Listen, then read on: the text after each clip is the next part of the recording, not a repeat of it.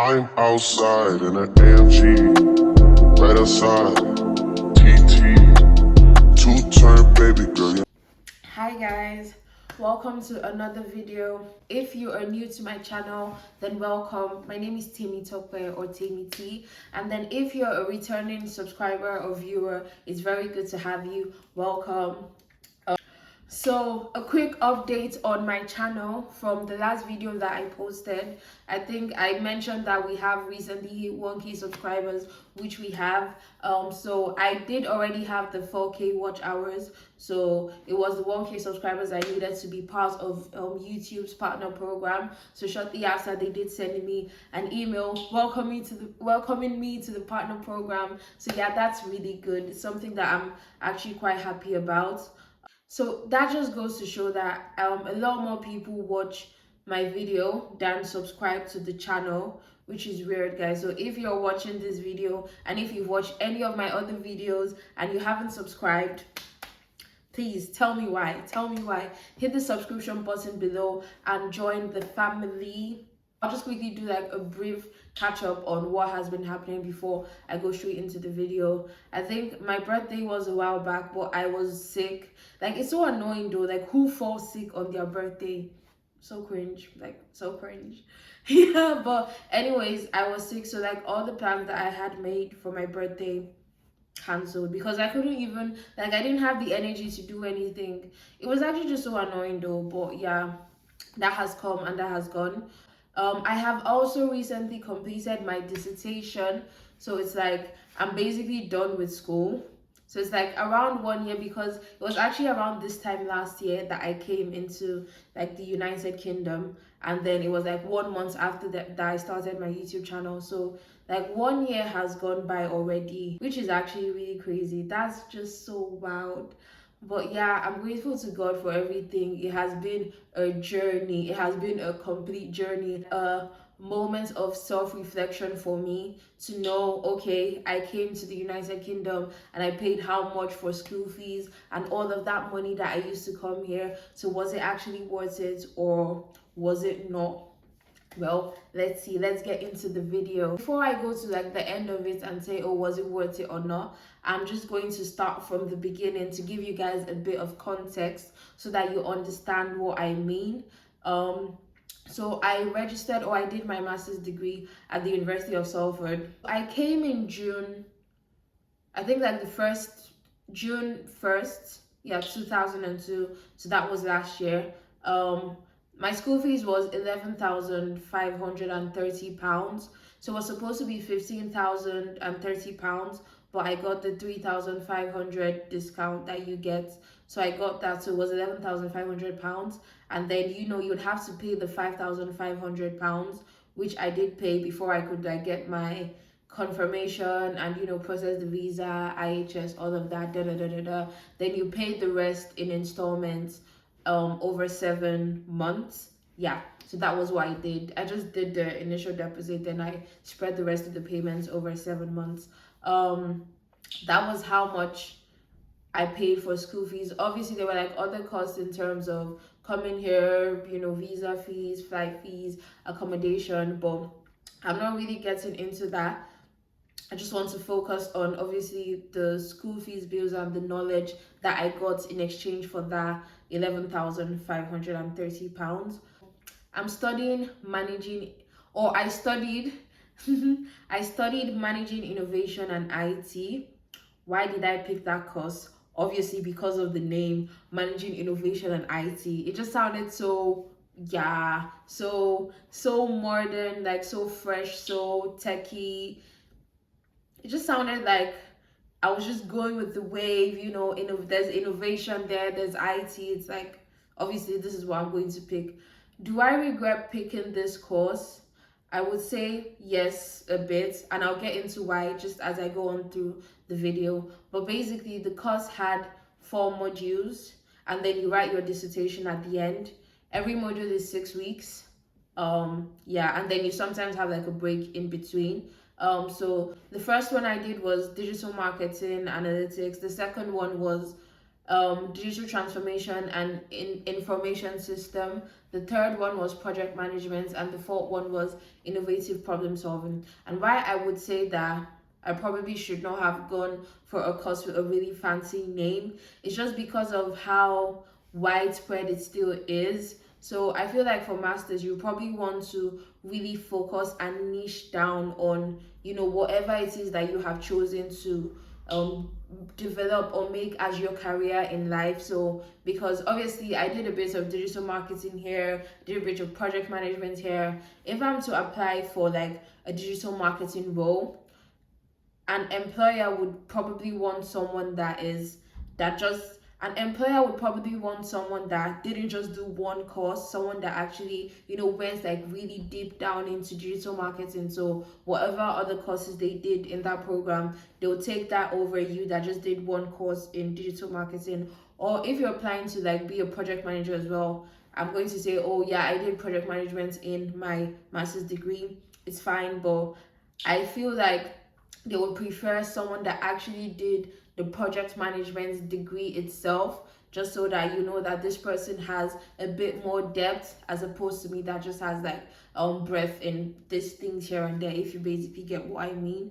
The other courses were like really good as well.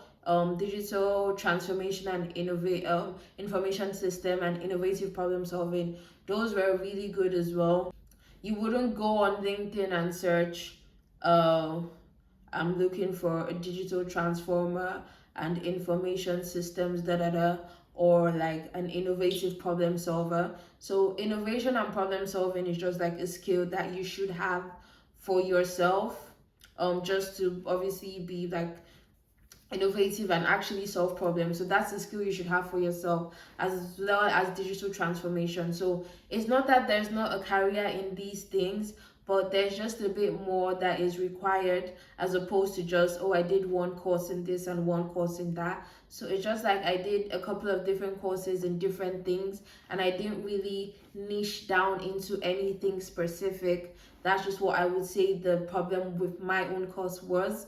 So it would have been nicer if, or let's say I worked in a company and then I just wanted to like develop myself and have like well-rounded skills. So I'm just going to do the master's degree on the side, just as a way to develop myself and have more rounded skills for the company, not as a way to, okay, get these skills and then go into the job market. Because, at the end of the day, there's still like business analysis to what we did. But again, it's just like breadth. It's not really that deep. We weren't really taught that deep. Yeah, so that's just what I'll say about my one. So if you're probably trying to like choose a course that you want to do for your masters, I would say first of all figure out what you want to work as, then go for something that's specific. Don't go for something that's too broad, just so that you're not that, oh, you can't work anywhere but nobody's wanting you to work anywhere. Another thing that I would say as well is the method of teaching. It was, I don't know, maybe it's just me, but I felt like it was really focused on the assessment. So again, every module is 6 weeks. At the end of the 6 week, you would submit an assessment. It's probably like 3,000 words essay or 5,000 words essay, or yeah, just like a couple of words. So, but they would give you the brief at the very first day of your class and tell you, okay, this is what it is. I feel like some of the modules were really focused on how you can pass the assessment, as opposed to, obviously you would learn at the end of the day because the assessment is there for you to learn, but it was just more geared to how you can pass the assessment. So say they've given you a brief and then it has like question A, B, C, da da da da da. Most of the classes you see that it's really focused towards how to actually pass that assessment, as opposed to just okay, in the real world, in terms of like companies, okay, if it's like what tools did they actually use, what practices are best, okay, where can you go to find like up-to-date industry trend. There are just a couple of things that I feel like just taking it to like real world practice, it would have been nice to know. So that's just basically why I would say, oh, okay, again, if you have a job and you just want to have well-rounded skills, then yeah, it's good to go for that one. But if you're trying to train up yourself to get like a job in particular, then yeah, probably no. I'll also say this as well. Your degree is probably not going to be the thing that is going to get you like that job again. So I feel like the whole point of the degree is not to help you get a job. If anything, is to help you be better at the job you already are doing. Yeah, so it's basically like when you're done with the degree and then you come out and you say, oh, hire me because I've got a master's degree and it's a distinction in da da da da da. That's not what they're going to focus on, especially here in the UK. So what they would really focus on is your skills, what you can actually do. And obviously there's like communication skills, teamwork, da da da. But in terms of like, okay, the tools that you can actually use and the tools that they use in their own company. So if it's like, let's say, because a lot of people that I've met are actually digital marketing students.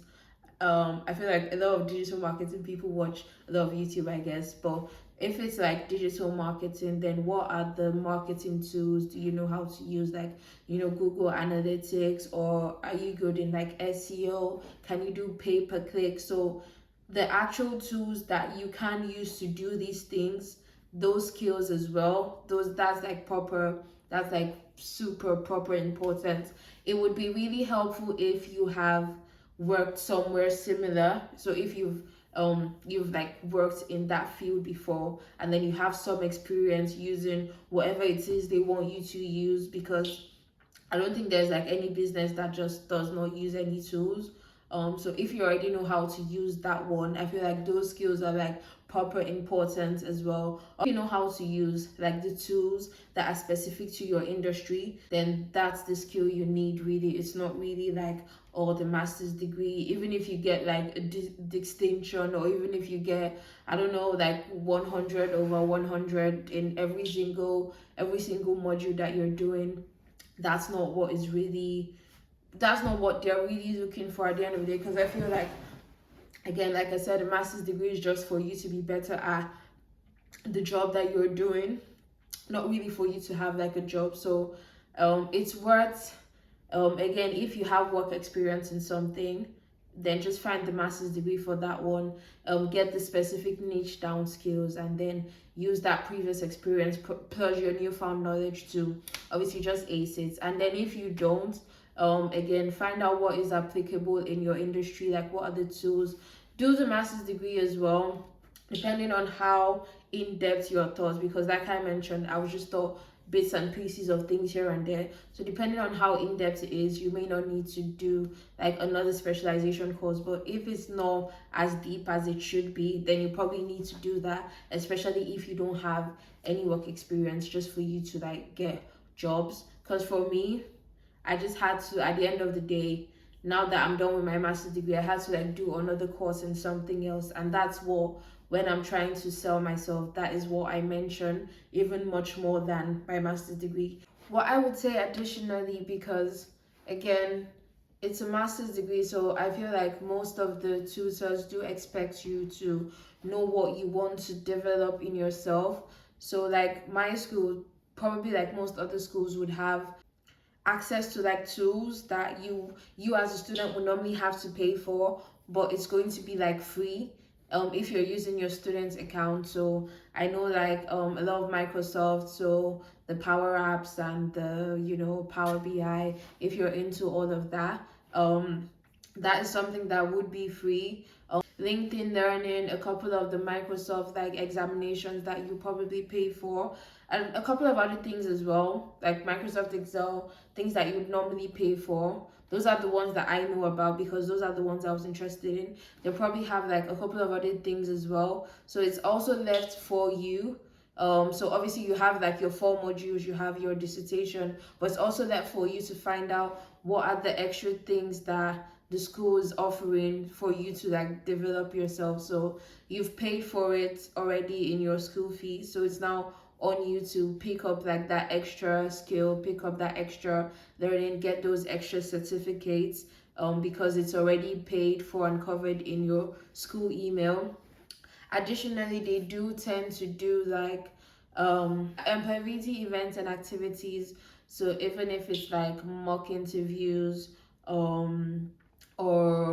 actually bringing employers to speak to students, and just actually conducting, a couple of like seminars, sponsoring a couple of students to attend like networking events and conferences and things like that. So I feel like outside of the classroom, that is something that, that is some value that you're getting from your school fees that you paid. But again, it's on you to actually go to these things or to find out like what is happening with these things. They do have like people that you can also speak to as well, that can probably like review your CV for you. They have a couple of like tools as well that's paid for, that can review your CV for you. So there are a couple of add-ons apart from what you're being taught, but that's on you to actually go out and find what that is. Get the ones that is relevant to you, and then just start maybe practicing or sign up for it or attend it. So that is something that is, I feel like, it's quite valuable apart from what you're being taught in class, just to, especially if at the end of the master's program your whole thing is to get a job, and not just to upskill yourself for whatever job you're currently in.